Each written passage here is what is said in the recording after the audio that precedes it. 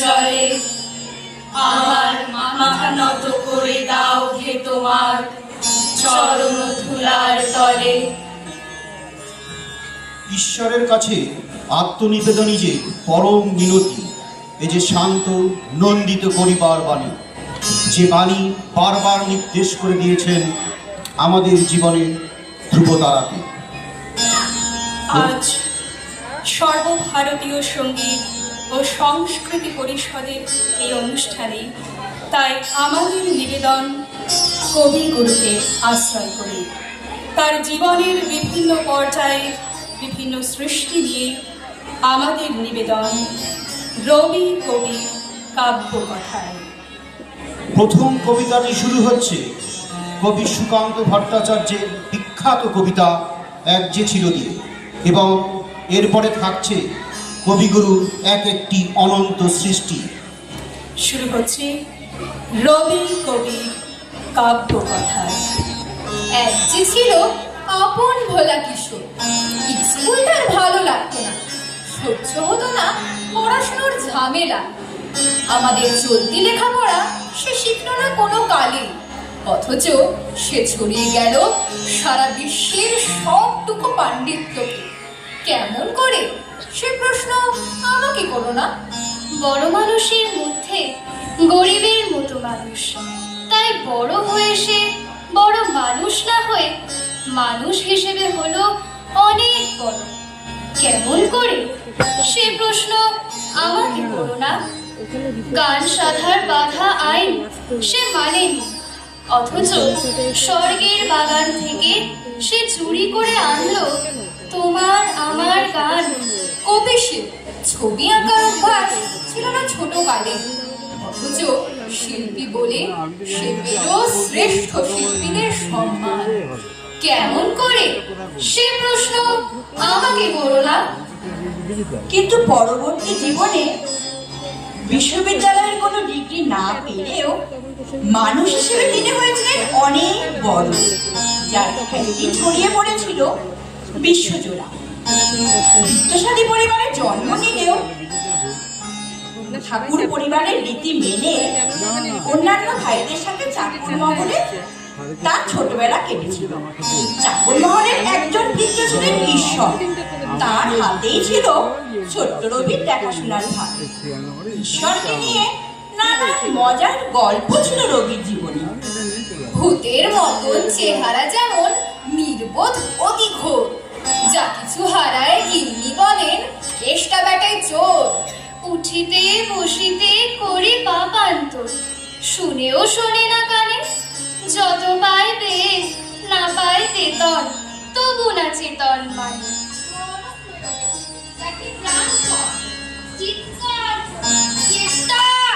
যত করি তারা নাহি পায় সারা, খুঁজে ফিরি সারা দেশটা। তিনখানা দিলে একখানা রাখে, বাকি কথা নাহি জানে। একখানা দিলে নিমেষ ফেলিতে তিনখানা করে আনে।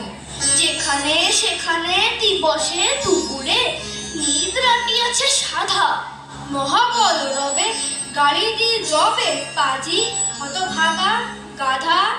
দরজার পাশে দাঁড়িয়ে সে হাসে, দেখে চলে যায় পিত্ত। তবু আয়ার ত্যাগ করা ভার, বড় পুরাতন বৃত্ত। রবীন্দ্রনাথের প্রিয় খাবার ছিল বাসি লুচি আর আখের গুড়। দুধ ছিল অপছন্দের তালিকায়। খাবার সময় ঈশ্বর তাদের পাতে অনেক উঁচু থেকে লুচি পরিবেশন করতেন, কারণ ঈশ্বর ছিলেন দারুণ সূচিবাই। আর একবার দেবার পর দ্বিতীয়বার জিজ্ঞেস করতেন আর দেবেন কি না। কবি জানতেন না বললে ঈশ্বর বেশি খুশি হবেন, তাই তার উত্তর হতো না। অল্পেতে খুশি হবে দামোদর শেঠকি, মুরগির বোয়া চাই চাই ভাজা ভেটকি।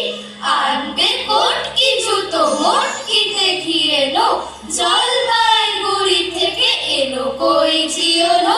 চাটনিতে পাওয়া যাবে বোয়ালের পেটকি, চিনে বাজারের থেকে এলো তো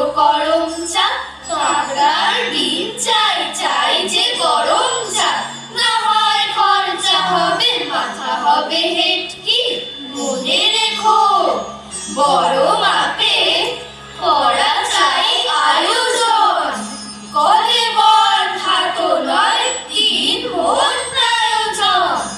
খোঁজ নিও ছড়িয়াতে জিলিপির রেটকি। চাকরমহলের আরেকটি চাকর ছিল, তার নাম হচ্ছে শ্যাম। সে রবিকে প্রায়ই দোতলা দক্ষিণের একটি ঘরের মধ্যে আটকে রাখত।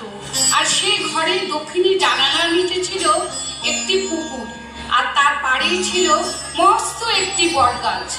নিশি দিশি দাঁড়িয়ে আছো, মাথায় লয়ে জল, ছোট ছেলেটিকে বলে কি করে, ও গো প্রাচীন বল। রবির ওপরের দাদা যতীন্দ্রনাথ ঠাকুর খুব সুন্দর গান লিখতেন, আর সেই গানে সুর বসিয়ে তা গেয়ে শোনাবার দায়িত্ব ছিল রবির উপর।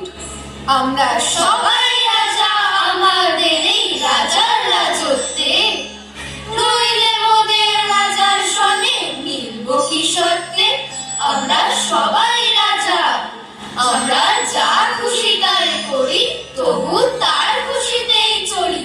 আমরা নই বাঁধা নই দাসের রাজার দাসের দাসত্বে, নইলে মোদের রাজার সনে মিলব কি সত্যে। আমরা সবাই রাজা। বাধা ধরা নিয়মে রবির পড়াশোনা হবে না, এ কথা বুঝতে পেরে মহর্ষি তাকে নিয়ে যান হিমালয়, নিজের কাছে রেখে সংস্কৃত শেখাবেন বলে। ঠিক হয় যাবার সময় বোলপুর হয়ে তবে তারা হিমালয়ে যাবেন। বোলপুরে যেতে গেলে রেলগাড়ি চড়তে হবে, আর সেটাই ছিল রবির জীবনের প্রথম রেলে চড়া।